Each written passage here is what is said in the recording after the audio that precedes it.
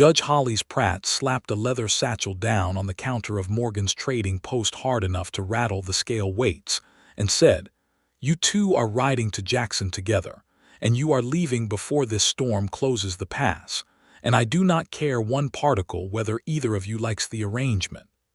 Ellen Morgan did not move from behind the counter. She had a ledger open in front of her, the real one, the trading post's own accounts, and she kept one finger pressed to the column she had been adding as though the judge's words were a draft that might blow the number away if she let go. "Judge Pratt, I have a telegraph line to keep and a father upstairs who cannot climb down for his own supper. I am not the person to send chasing after your evidence." "You are the only person," Pratt said.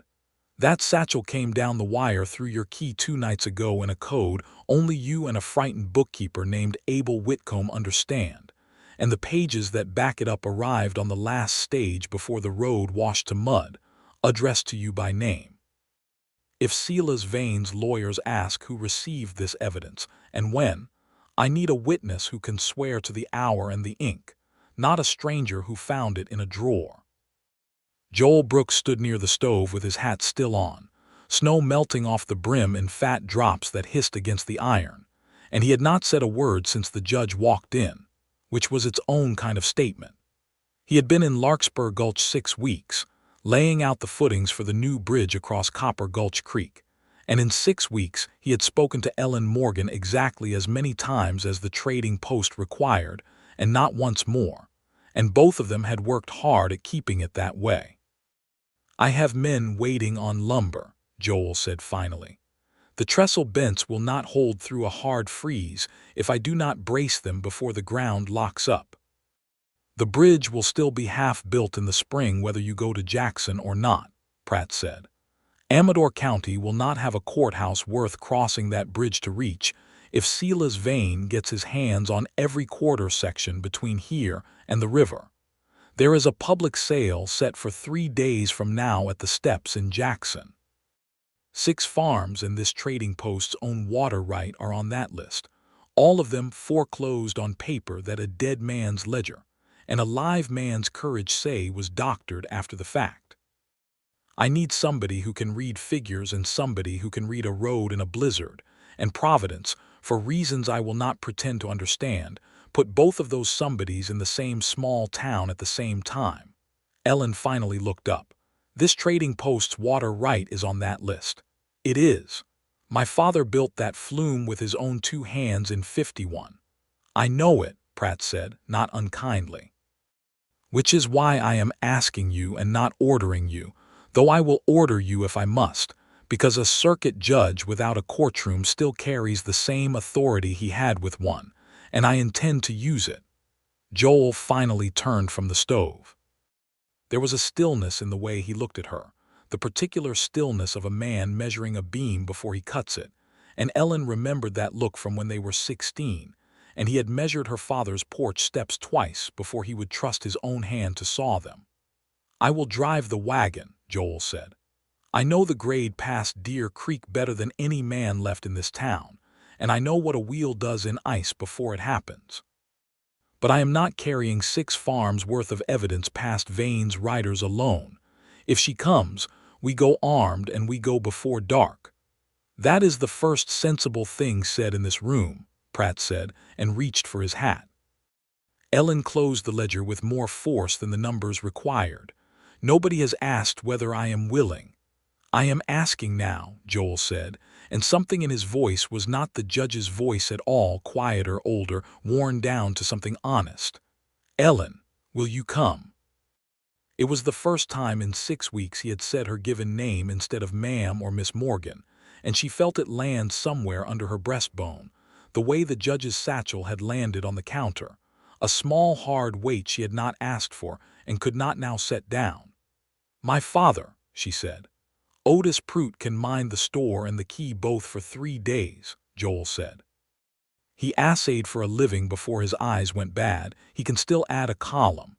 And your father will tell you himself to go, because he built that flume and he would rather see it stolen fair in an honest sale than lost quiet to a forged one." Judge Pratt was already at the door, satchel under his arm again, snow blowing sideways past the frame behind him. 3 days, he said. The sale is set for noon. I will see you both in Jackson before then, or I will see this county belong to a man who never earned an acre of it. The door banged shut behind him, and the wind came in under it in a long cold breath that stirred the flour sacks stacked by the wall, and Ellen Morgan and Joel Brooks stood in the sudden quiet of the trading post looking at each other across 11 years of silence they had not planned on breaking today. Upstairs a floorboard creaked, and a voice, thin but not weak, called down. "Ellen, was that Hollis Pratt's voice I heard hollering about a sale?" "It was, Papa."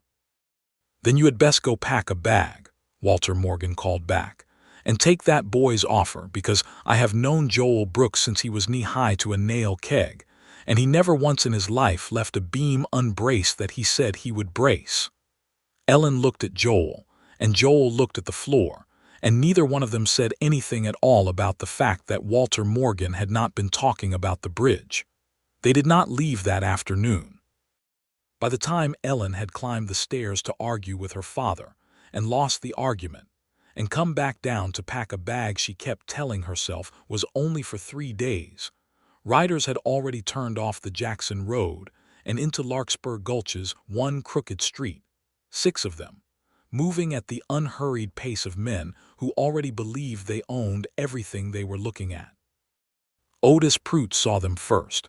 From the window of the assay office, he no longer had eyes sharp enough to work in but still kept out of stubbornness, and he came across the street at a pace that would have embarrassed him if anyone had been watching, which, within a minute, almost nobody was.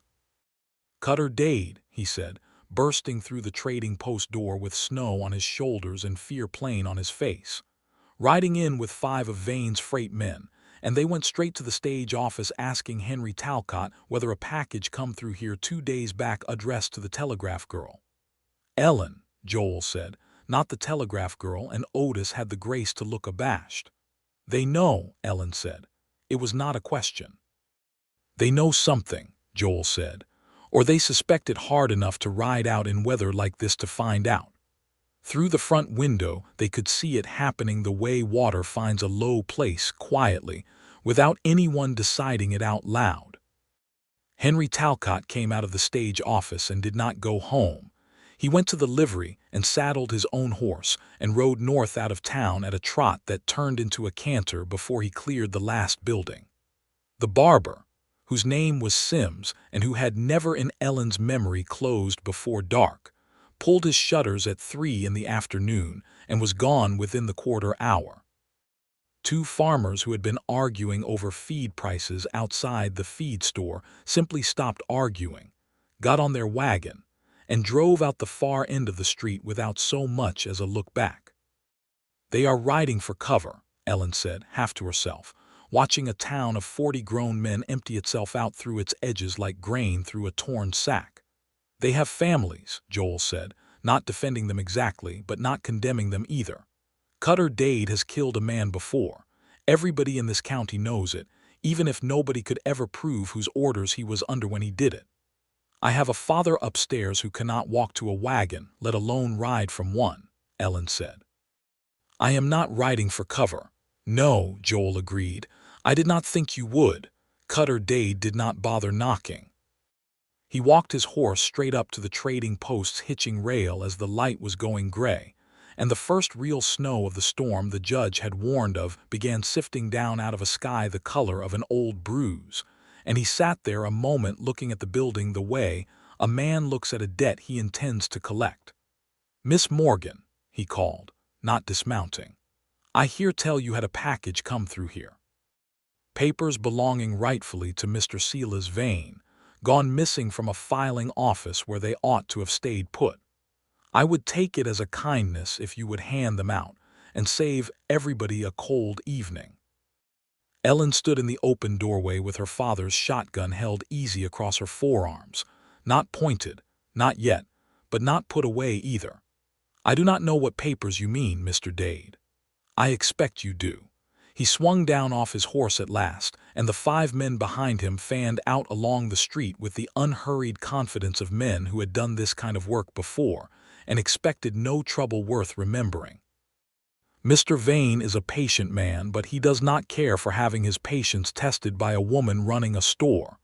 Then Mr. Vane can ride out here himself and test it, Ellen said, instead of sending you. Dade's mouth twitched, not quite a smile. That mouth of yours is going to get this whole town in a fix it does not need to be in. This town already rode out from under it, Ellen said.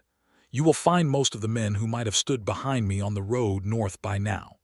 That leaves you and your 5 friends against a woman and a shotgun, Mr. Dade, and I am told that is not a fair fight, though I have never quite worked out which one of us you think is favored in it. Somewhere off behind the trading post, out past the woodlot, a horse blew hard through its nose in the cold, and Dade's head turned toward the sound before he could stop it, and Ellen understood in that instant that he did not know Joel Brooks was still in town, and that the not knowing was the only advantage she had left, and that she had better spend it wisely. You have got until dark to think it over, Dade said, backing his horse a step. Then we come in and get it ourselves, and whatever happens to the store while we do is not going to sit on my conscience, because I do not believe I have got much of one left to spare. He turned his horse and walked it back down the street to where his men waited, and Ellen shut the door and dropped the bar across it and stood with her back against the wood for one long breath, feeling her own pulse in her throat. Joel was already at the back window, prying loose the shutter latch her father had painted shut 2 summers ago, cursing it under his breath in a low, steady way that had nothing of panic in it. You were supposed to be scouting the road, Ellen said. I was, he said. I saw 6 riders and I turned around. You should have kept going, warned Jackson, and left you here alone with a bar across the door and 1 shotgun. He got the shutter loose at last and set it aside and looked at her, and there was nothing soft in his face now, only the same flat carpenter's attention he had given the joists of 100 bridges. No. There is powder in the back room, Ellen said, because there was no time left for anything but the plain shape of the problem. Blasting powder, 4 kegs of it, for the mine up at Cutter's Bar. There is coal oil for the lamps.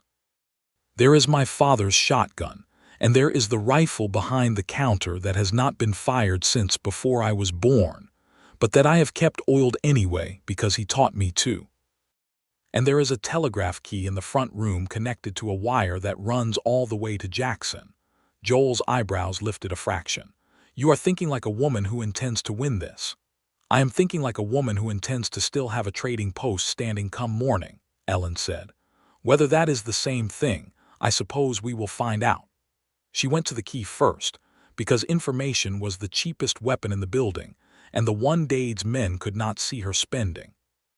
She sat at the little desk by the window, keeping low beneath the sill the way her father had taught her when Modoc raiders had passed through the foothills years before she was born, and her fingers found the brass lever the way another woman's fingers might find a rosary, by habit worn so deep it did not require thought.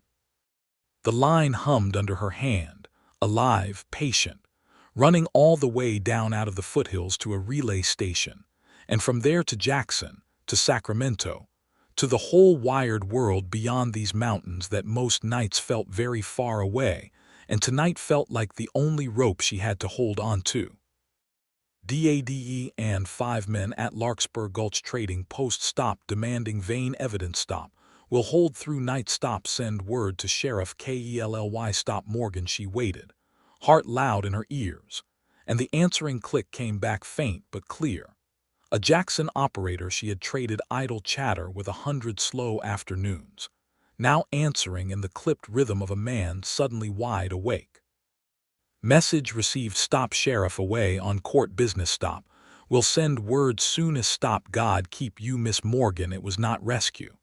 It was not even a promise of rescue, only a promise that word would travel, which in a storm like the one now hissing against the window panes might mean nothing at all for a day or more.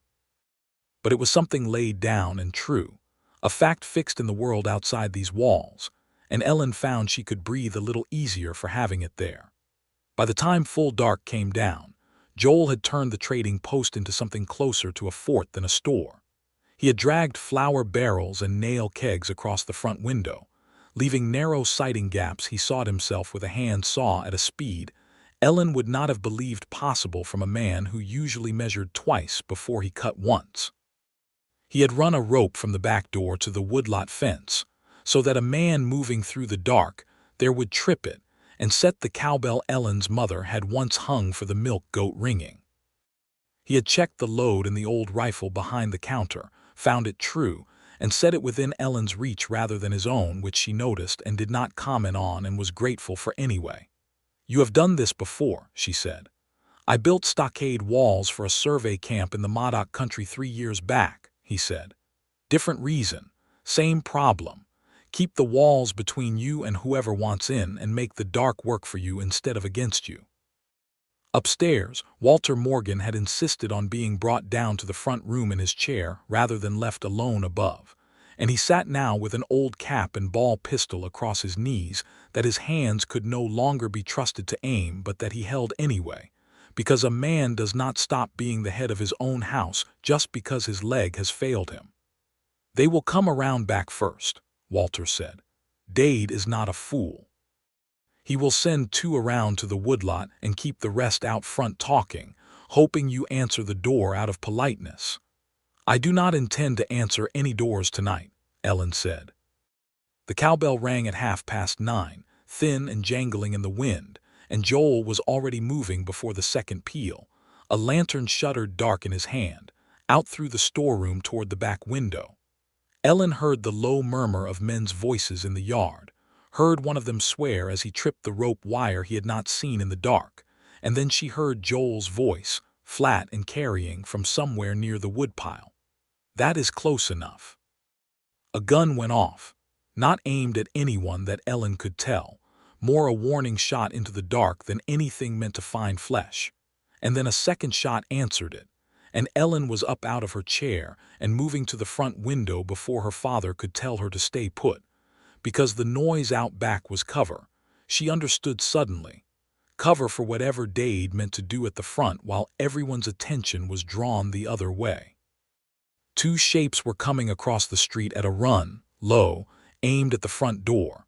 And Ellen did not think, she acted. The way she had watched her father act the one time in her childhood a grizzly had wandered into the yard, and there had been no time for thought, only for the thing that needed doing. She threw open the flour barrel lid nearest the window, seized the small keg of blasting powder Joel had set there earlier for exactly this purpose, primed with a length of slow fuse he had cut off a coil in the storeroom, and struck a match against the counter's edge.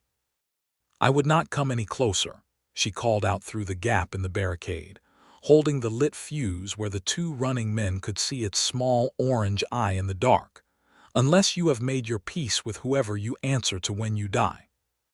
The 2 men skidded to a stop in the snow, close enough now that she could see the whites of their eyes, and one of them, younger than she had expected, said something to the other in a voice gone suddenly unsteady, and they backed away from the porch step by step, hands raised as though that would stop a keg of powder if she had truly meant to use it. She had not, in truth, meant to light the fuse all the way down. She had cut it long on purpose, long enough to burn a full 2 minutes before it reached the powder, and she stamped it out under her boot heel the second the men were gone from the porch, hands shaking now that there was no one left to see them shake. Out back, the gunfire had stopped. She heard boots on the porch steps a moment later, too heavy and too fast to be caution, and her hand went to the rifle before she recognized the shape filling the doorway as Joel, snow on his shoulders, blood dark against the sleeve of his coat. "You are hit," she said, all the fear she had been holding down all evening coming up at once into her voice. "Grazed," he said. "It looks worse than it is. They ran when I put a shot through the woodpile close enough to make them think twice. I do not believe Dade counted on anybody in this town shooting back. I do not believe he counted on me pointing a lit fuse at his men either," Ellen said, and Joel actually laughed, short and startled, the first real laugh she had heard from him since he had come back to town. "A lit fuse," he repeated. "It bought us a minute." "It would have bought us considerably more than a minute if you had let it burn," he said. And there was something in the way he looked at her then, half admiration and half something warmer, that made her suddenly very aware of how close together they were standing in the dark doorway. They held the trading post through the rest of that long night between them, Ellen at the front with her father's pistol, propped uselessly but comfortingly across his knees, and the shotgun within her own reach. Joel moving between the back window and the woodlot rope every 20 minutes with the patient watchfulness of a man who had learned long ago that most sieges were won or lost in the hours nobody was watching. Dade's men made one more attempt near midnight, a rush at the storeroom door that Joel met with the flat of an axe, and a shout that carried enough menace to send them stumbling back into the dark. And after that the night went quiet except for the wind and the snow, which by 2 in the morning was coming down thick enough to swallow the far side of the street whole. It was the storm, in the end, that won the siege, more than any shot fired from either side. Somewhere past 3 in the morning, Ellen heard hoofbeats moving away down the road, not the confident trot of men who had gotten what they came for, but the hurried, ragged pace of men who had decided a blizzard was a worse enemy than a woman with a shotgun and a store full of nail kegs. And by the time gray light came up over the ridge, the street outside was empty of everyone but drifted snow, and the tracks of 6 horses heading back the way they had come. Ellen sat down on the bottom stair of the front room, suddenly and completely exhausted, and found Joel sitting down beside her a moment later, close enough that his shoulder rested against hers, and neither one of them moved away. "We held it," she said. "You held it," Joel said. "I only helped." "You came back," she said. "Every other man in this town rode out. You rode in." He looked at her for a long moment, snow-light gray in the window behind him, and something in his face was working toward words he had clearly not planned to say yet, if ever.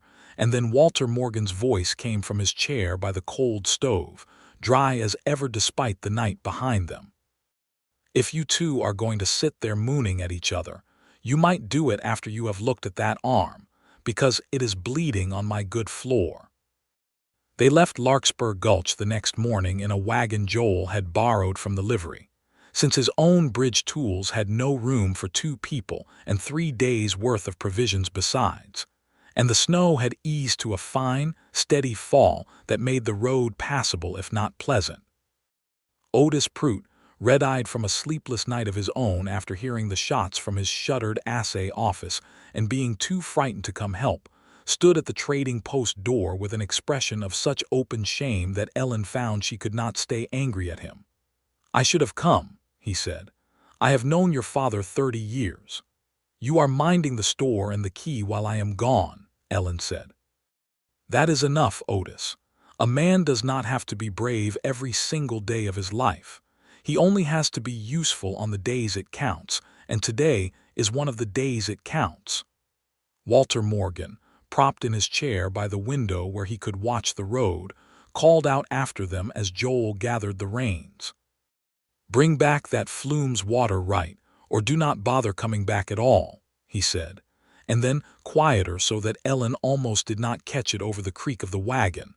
"And mind you keep each other warm out there, because I have seen the way that boy looks at you, and I am too old and too tired to pretend I have not." The road to Jackson climbed and dropped through country that the gold rush had chewed on, and then largely abandoned.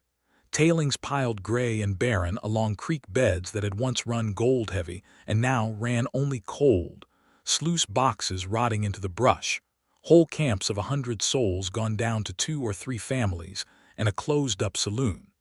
Snow lay thick over all of it, softening the scars, and Ellen watched Joel's face as they passed a played-out claim with its collapsed cabin roof. "You have seen a great deal of this," she said. "Ruined camps, 6 years on the road," the judge said. 8, Joel corrected. "I left when I was 21.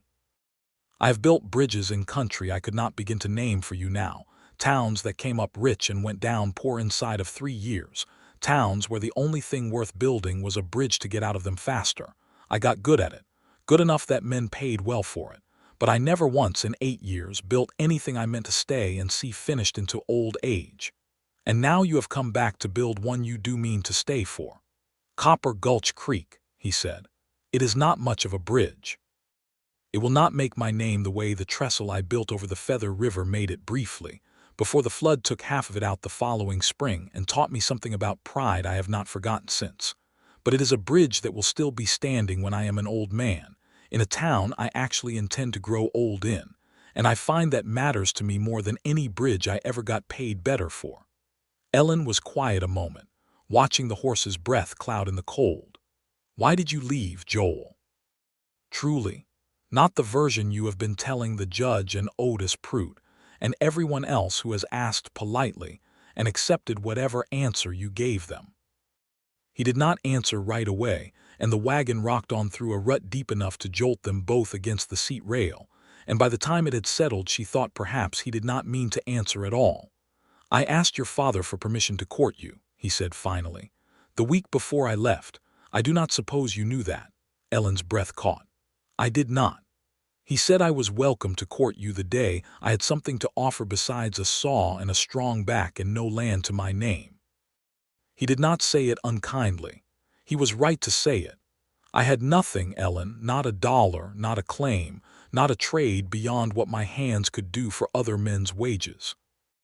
I told myself I would go and make something of myself and come back with it in my hand, and then somewhere around the 3rd year, or the 4th, I stopped believing you would still be waiting, and I stopped writing, and it became easier to keep moving than to come back and find out I had been right not to hope.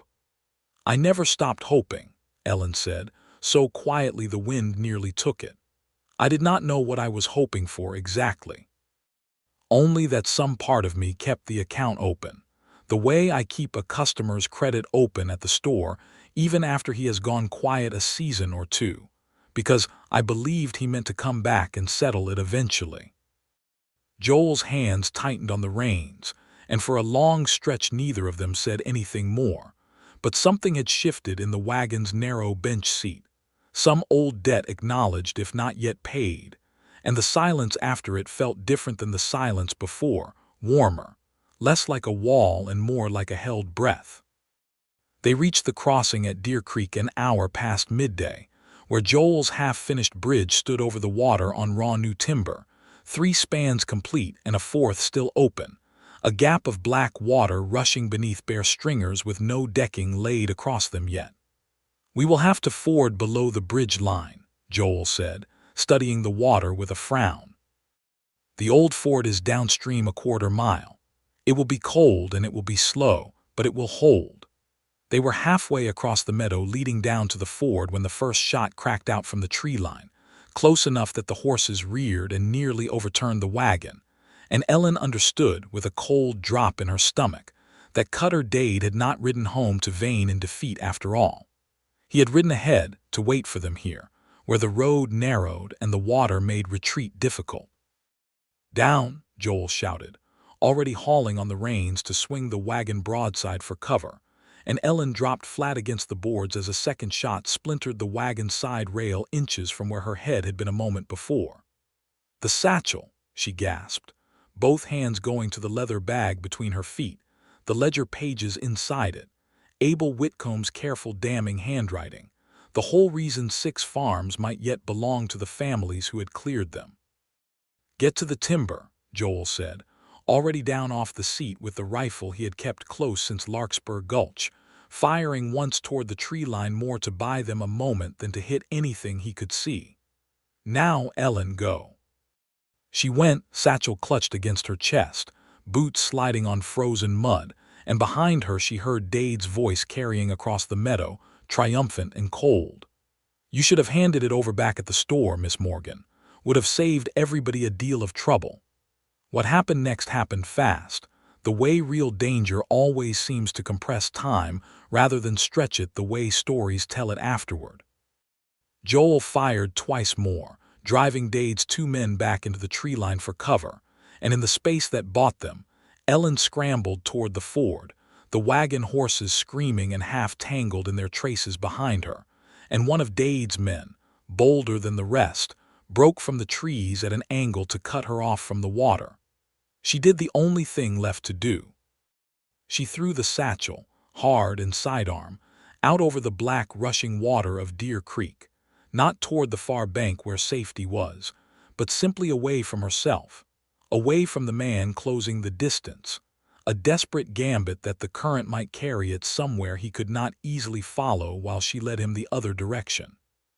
It was not a clean throw. The satchel struck the water short of the far bank, caught for a moment on a snag of driftwood, and then the current took it, tumbling it downstream in plain view of everyone, and both Ellen and the running man froze for half a heartbeat watching it go. And in that half heartbeat, Joel Brooks came out of the trees at a dead run and put himself bodily between Ellen and the man closing on her, driving his shoulder into the man's chest with the same unthinking force he might use to shift a stubborn timber. And both of them went down hard into the snow. By the time Joel came up out of the tangle, breathing hard, the man he had tackled was crawling for the tree line and did not seem inclined to come back, and Dade's voice was calling his other men off, cursing the water, cursing the weather, cursing, Ellen thought with grim satisfaction, the two of them by name. "They are pulling back," Joel said, watching the tree line. "I do not think Dade wants to lose a man to hypothermia over paper he cannot even read the water off of now." "The satchel," Ellen said, already moving toward the bank, scanning the dark water for any sign of leather among the ice-crusted rocks. They found it 100 yards downstream, caught against a fallen log, soaked through, and when Joel pried it open with cold-numbed fingers, half the pages inside had gone to pulp, ink bleeding into illegible gray smears, Abel Whitcomb's careful handwriting dissolving before their eyes into nothing that could ever be read in a courtroom. Ellen sat down hard on the frozen bank, the wreck of the evidence in her lap, and for a moment she felt the whole 3 days collapse inward, the siege, the ambush, all of it for nothing. 6 farms and her father's flume gone by noon 2 days from now to a man who had never earned a foot of any of it. "It is not all lost," she said, but her voice did not sound certain even to her own ears. "What do you mean?" She was already reaching inside her coat, to the small oilcloth-wrapped logbook she carried against her body the way another woman might carry a locket, the record every telegraph operator kept of every message sent and received, time-stamped, coded, and countersigned. Whitcomb sent his figures over the wire 2 nights before the pages ever arrived by stage. I logged every number he sent in my own hand, dated the hour I received them. It will not have his signature. It will not have the original ledger's torn corner that shows where a page was cut out and replaced. But it has the numbers, Joel, the same numbers, in a form no water can ruin. Because I copied it in pencil onto paper, I have kept dry against my own skin for 3 days. Joel looked at her for a long moment, snow settling on his shoulders, cold water still dripping from his sleeve where he had waded to retrieve the satchel, and something in his face broke open into something like wonder. "You are the most remarkable woman I have ever ridden a bridge crossing with," he said. And it was such an odd, specific, carpenter's sort of compliment that Ellen laughed despite everything. A real laugh, startled out of her by exhaustion and relief, and the sheer unlikely wreckage of the last 2 days. "We still have to get to Jackson," she said. "And we have lost the wagon horses to a fright. I do not think we are getting back tonight, and the sun is going down, and I do not believe either one of us has slept in something close to 30 hours. Joel looked west, where the light was already failing behind a wall of gray cloud that promised more snow before morning, and then he looked at the half-built bridge upstream, its bare stringers black against the darkening sky, and something practical settled over his face. "There is a line shack a half-mile up from the bridge site," he said. "I built it myself 6 weeks ago for my own crew to shelter tools in.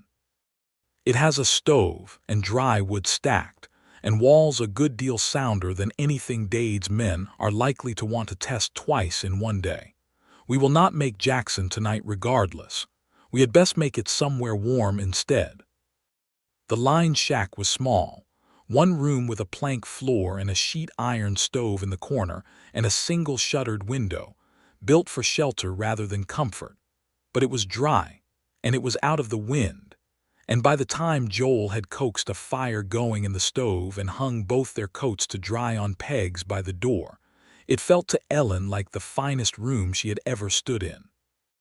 There was one bunk, a wide plank shelf built along the back wall with a straw-tick mattress that Joel's crew had clearly shared in shifts, and one blanket, and a great deal of unspoken awareness between the two of them about what that meant for the night ahead, an awareness neither of them addressed directly for a long while, occupying themselves instead with practical things, drying the surviving ledger pages as best they could by the stove's heat, laying Ellen's precious logbook flat and open to let the pencil marks set undisturbed, checking the rifle's action, eating cold biscuits from the provision sack, because neither of them had the energy left to cook. It was Ellen who finally said it because someone had to, and she had never been a woman who found silence easier than truth. "There is only the one blanket, Joel, and it is cold enough tonight that pride is going to get one of us frostbitten if we let it decide where we sleep." Joel's jaw worked a moment. "I can sit up by the stove. You have been awake as long as I have, and you took a bullet graze last night on top of it. You will sleep on that bunk, and you will share the blanket, because I am not spending tomorrow's ride to Jackson nursing you through a fever brought on by foolish gallantry." He looked at her for a long moment in the low firelight, and something passed between them that had been building since the doorway 2 nights ago, since the wagon seat and the confession about her father's refusal, since a lit fuse held steady in a shaking hand, and he crossed the small room and sat down on the edge of the bunk beside her, close enough that she could feel the warmth coming off him even through her wool sleeve. "I have thought about this," he admitted quietly. "More than I ought to have, these 6 weeks, working on that bridge every day within sight of your storefront, telling myself I had no right to think of you at all after the way I left." "You had every right," Ellen said. "You were 21 and my father told you to come back a different man, and you did exactly that. You built bridges across half of California. You came back and built a barricade out of flour barrels in one night that likely saved both our lives. I do not know what more a man is meant to prove before he has the right to think of a woman." "And you," Joel said. "You held that store through a siege that would have sent most men in this territory running for the hills, and you threw a satchel of evidence into a flood rather than let it fall into Dade's hands, and you kept a logbook against your own skin for 3 days because some part of you already understood it might be the only thing left standing between 6 families and ruin. I do not know what more a woman is meant to prove either." "Perhaps," Ellen said, very quietly, very close now, "we have both already proven enough, and it is time to stop keeping score." He kissed her then, gently at first, as though asking permission with his mouth before his hands dared do the same, and she answered it with a certainty that surprised her, 11 years of unspoken longing collapsing into the space of a single held breath, his hand coming up to cradle her jaw with the same careful precision he brought to every measured cut of wood, and when they finally drew back the fire had burned low and neither of them cared. They shared the blanket that night, and shared warmth, and shared the kind of quiet talk that comes only after a day has tried to kill 2 people and failed. And if anything more passed between them than conversation and closeness, it passed with the tenderness of 2 people who had waited a long time and did not intend to rush what they had finally been given. And in the morning they woke tangled together, with the stove gone cold and gray light coming soft through the shutter cracks. And for a moment before either of them remembered the auction, the storm, the 6 farms in Sela's vein, there was only the simple fact of waking up beside someone who had chosen, freely and at real cost, to stay. They reached the outskirts of Jackson the next afternoon on foot for the last 2 miles, having caught one of the runaway wagon horses grazing loose along the road that morning, the other lost for good, the wagon itself abandoned at the ford. What they lacked in dignity arriving on a single borrowed horse with a soaked and half-ruined satchel of evidence, they made up for in sheer, unlikely persistence, and it was Sheriff Ambrose Kelly himself, riding out from Jackson at the head of 4 deputies in response to a telegraph message relayed 2 days prior from a frightened operator in Larkspur Gulch, who met them on the road a mile short of town. "Miss Morgan, Mr. Brooks." Kelly reined up hard enough to send Snow flying. "We had word of trouble at your store 2 nights back and no word since, and half the county thinking Cutter Dade had done something worse than intimidate a shopkeeper." "He tried," Ellen said. "We survived it, and then he tried a second time at Deer Creek, and we survived that too, though not without cost to the evidence I was carrying." Kelly's face went grim. "The sale is set for noon tomorrow. Judge Pratt has delayed it once already on the strength of a telegram, but Silas Vane's lawyer is howling for the auction to proceed, and I do not know how much longer Pratt can hold him off without something concrete in hand." "We have something," Joel said. "Not everything we started with, but something." They spent that night in Jackson at the boarding house Judge Pratt had commandeered as his temporary chambers, drying what remained of Whitcomb's ledger pages by lamplight, laying Ellen's logbook alongside them, and it was Joel, turning the surviving pages over in his hands by the light of the lamp, who noticed the thing that would matter most. "Look here," he said, holding 2 pages up to the flame, one from the original stage-delivered packet, one a fresher page Vane's own clerk had apparently filed with the county recorder as an amended record. "This page is cut from the same ledger book as the others, same stitching pattern along the spine edge, same age to the paper. This one is not. The paper is newer, the ink is bluer, not the iron gall ink the rest of the book was written in. A man who has spent 8 years buying lumber and signing contracts learns to know old paper from new paper the way you know old coin from new, Ellen. Vane's clerk added this page after the fact, and did a careless job of matching the stock. That will not prove fraud on its own," Judge Pratt said, reading over his shoulder. "A lawyer will say paper ages differently in different drawers." "It will not need to stand alone," Ellen said, laying her logbook open beside it. "Whitcomb's transmitted figures, logged the hour I received them, show the flume water right recorded as paid in full as of October. This forged page shows it recorded as defaulted in September, a full month before Whitcomb's own numbers say the payment was made. Either my logbook is a lie or this page is, and I am prepared to swear before any court in this state which one I trust." Judge Pratt looked at the 2 of them for a long moment, the exhausted, wind-burned, entirely unlikely pair of witnesses Providence had thrown together 3 days before, and something that might almost have been a smile touched the corner of his stern mouth. "Then I suppose," he said, "we had better be in the square tomorrow morning to make sure the whole county hears you say it." The courthouse square in Jackson was crowded well before noon, farmers and townsfolk and idle miners drawn by the promise of spectacle, 6 families among them who stood apart in a tight, anxious not near the steps, having driven or ridden in from claims and farms they might not own by evening. Ellen recognized several of them by sight, the Whitcomb family among them, thinner than she remembered, Abel Whitcomb's wife holding 2 children close against the cold and the fear both. Silas Vane stood near the front of the crowd in a black coat too fine for a foothill county seat, flanked by his lawyer, and Ellen noted with a coldness settling in her chest, by Cutter Dade himself, arm bound in a sling, standing there as bold as though he had never fired a shot at a fleeing wagon 2 days before. The auctioneer, a thin, nervous man named Cobb hired for the day from Sacramento, mounted the courthouse steps at the stroke of noon and began reading the terms of sale in a flat, practiced drone, 6 parcels, water rights included on lots 2 and 5. Sale to proceed to the highest bidder. Opening bid to be entertained now. "I object to this sale proceeding." Judge Pratt's voice cut across the square before Cobb could finish, and every head turned as the judge himself climbed the courthouse steps, satchel in hand, Ellen and Joel a step behind him.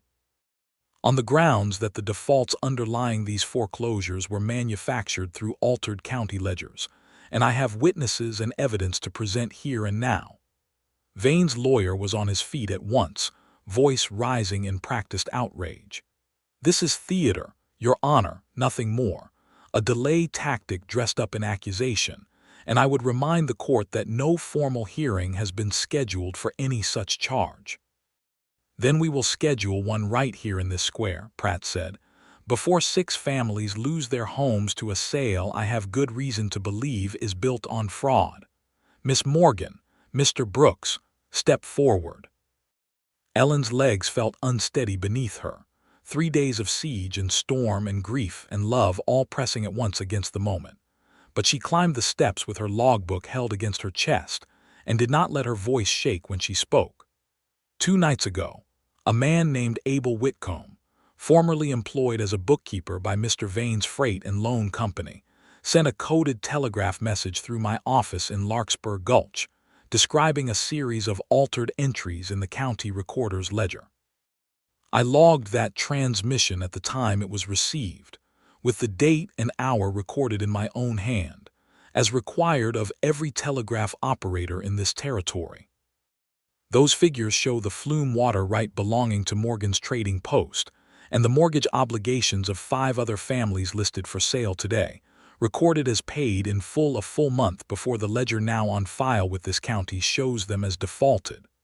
A murmur went through the crowd, and Vane's face, Ellen saw with satisfaction, had gone tight and pale beneath its careful composure. Miss Morgan's word alone, the lawyer began, against a filed public record is hardly.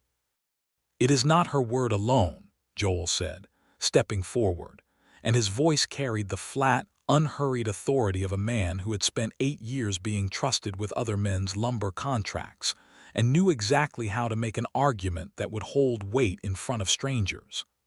I have built and repaired enough structures to know old material from new on site. This page, filed as part of the amended county ledger, is cut from different stock than the rest of the book it claims to belong to, stitched with a different thread, written in a different ink that has not had time to properly age. Any paper merchant in Sacramento could confirm the stock is no more than a few months old, filed to look decades so. This is preposterous, Vane finally said, his own voice rising for the first time, a crack showing beneath the polish. I will not stand here and be accused by a carpenter and a telegraph girl in front of half this county on the strength of a smudged logbook and a man's opinion of paper. You will stand here, Judge Pratt said, because I am the circuit judge for this district and I am ordering you to, and because Abel Whitcomb himself has been located and is prepared to testify to this court within the week as to exactly how and why he altered those pages under your instruction, and further prepared to testify that when he came to me in fear for his safety, you sent Cutter Dade and 5 armed men to Larkspur Gulch to recover and destroy the evidence he had already sent ahead of himself. The crowd's murmur rose to something closer to a roar at that, and Ellen watched Abel Whitcomb himself step out from behind the tight knot of the 6 families, thinner and grayer than she remembered from the one time she had met him years before at a county fair, but standing now with his shoulders set straight for the first time in what she suspected had been a very long while. It is true, Whitcomb said, his voice not loud but carrying clear across the suddenly silent square. Every word of it. I altered those ledgers on Mr. Vane's order because he threatened my family's livelihood if I refused, and I have spent 3 months hiding in shame for having done it, and I only found the courage to send that telegram because I could not stand to watch 6 honest families lose what they had built while I said nothing. Silas Vane's composure broke entirely then. He turned as though to push through the crowd toward the street, and Sheriff Kelly's hand closed on his arm before he had taken 3 steps, and Cutter Dade, seeing his employer taken, made a break for his own horse tied at the rail, only to find Joel Brooks blocking the path with the same flat, immovable stillness he had shown facing down 2 running men in the dark 2 nights before. You are not riding anywhere, Mr. Dade, Joel said. Not this time. It was over faster than Ellen would have believed possible, given everything it had cost to reach that moment. Sheriff Kelly's deputies took Vane and Dade both into custody amid a crowd gone loud with anger and vindication. The auction was struck from the docket entirely by Judge Pratt's order, and Cobb the auctioneer packed up his gavel and his papers with the harried relief of a man glad to be free of a mess far larger than the fee he had been paid to manage. The Whitcomb family wept openly on the courthouse steps, and Mrs. Whitcomb embraced Ellen so fiercely that Ellen felt the woman's whole body shaking with 3 months of held-back terror finally let go. And one by one, the other 5 families came forward too, to shake Joel's hand, to press Ellen's fingers between their own, to say thank you in voices too thick with feeling to manage more than that simple phrase. Ellen stood at the edge of the crowd afterward, exhausted in a way that went all the way down to her bones, and found Joel beside her, watching the square empty out into a town that would, come spring, still have 6 farms in it that belonged to the families who had cleared them, and a flume that still belonged to her father, and a trading post that still stood, scorched at one shutter and short a few nail kegs, but standing. "We did it," she said, disbelieving even as she said it. "You did it," Joel said. "From the first shot fired at your front step, straight through to a lit fuse and a satchel thrown into a flood. I only helped." "You keep saying that," Ellen said, "and I keep telling you it is not true, and I do not believe either one of us is going to win that argument, so perhaps we should agree we did it together and leave it there." "I can agree to that," Joel said, and there was a warmth in his voice now that had nothing to do with exhaustion or relief, something steadier, something that had been building since a wagon seat on the Jackson Road and had not stopped building since.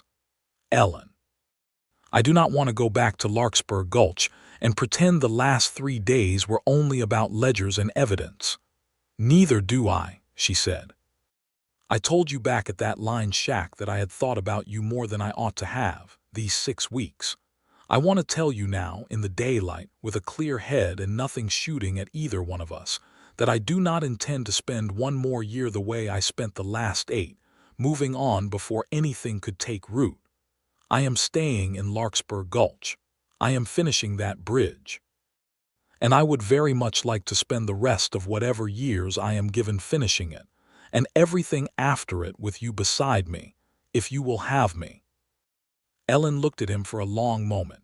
This man who had walked away as a boy with nothing to offer and come back a man who had offered, in the space of 3 impossible days, more courage and steadiness and quiet devotion than she had thought any one person capable of giving another.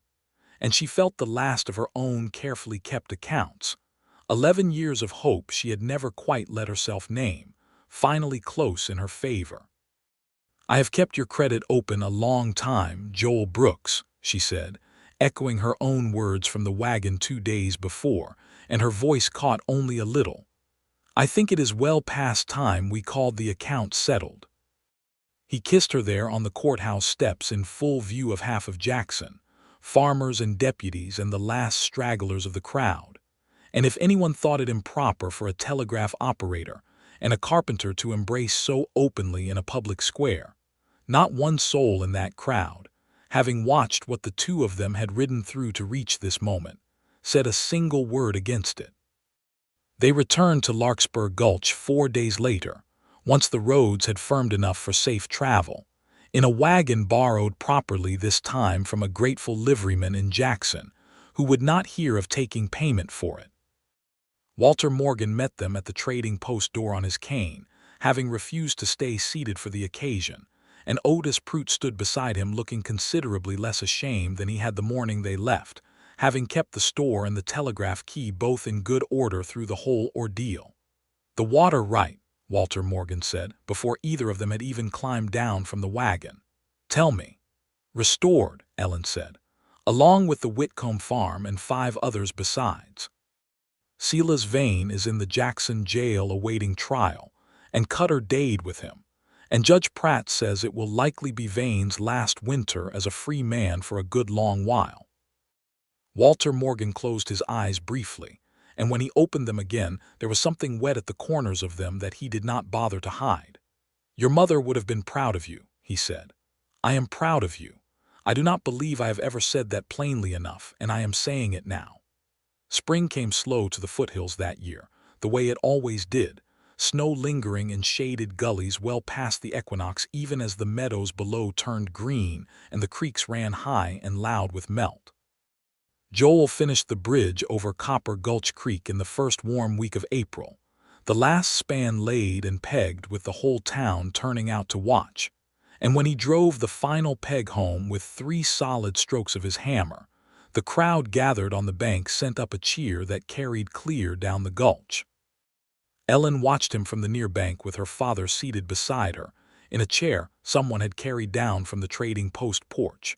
And when Joel finally climbed down off the finished decking and walked across his own bridge toward her, boots sounding solid and sure on planks that would hold, she thought that she had never in her life seen a man look more at home standing on something he had built with his own 2 hands. He did not make a speech of it.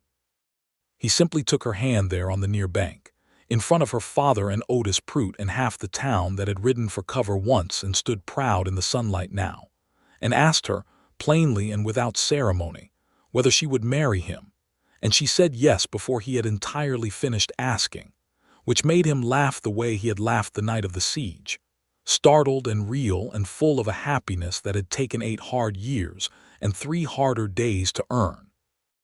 They were married in June, in the trading post's own front room with the counter cleared away for the occasion, Judge Pratt himself presiding since he happened to be passing through on his circuit that week, and would not hear of missing it, Walter Morgan giving his daughter away leaning on his cane and beaming the whole while, and half of Larkspur Gulch crowded in to see it done, including Otis Prout, who cried without shame through the whole ceremony and did not apologize for it once.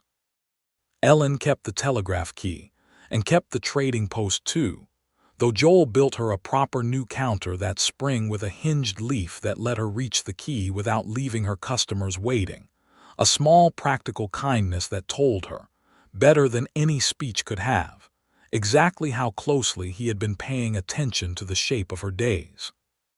He took on bridge and building contracts across the county besides, but he came home every evening now to a house that was truly his, in a town he had finally chosen to belong to, and some nights, sitting together by the stove with the ledger books closed and the day's traffic on the wire gone quiet, they talked in soft voices about the years ahead, about whether the little room at the top of the stairs might one day hold a cradle instead of storeroom overflow, about children who might grow up learning the telegraph key at their mother's knee and the carpenter's rule at their father's, about a future neither of them had dared imagine 3 winters before, when a judge's demand had thrown them together against their will, and a siege, a storm, and a stolen ledger had taught them both exactly what kind of people they had grown into.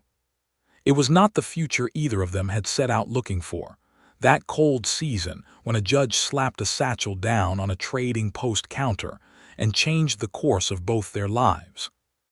But it was, Ellen thought, watching Joel work by lamplight on the bridge plans for a second span the county had asked him to build the following spring, exactly the future she would have chosen, given the choosing all over again, and she did not believe there was a single soul in Larkspur Gulch, not even the men who had once ridden for cover and left her standing alone against 6 armed riders in a blizzard, who would have argued the point with her.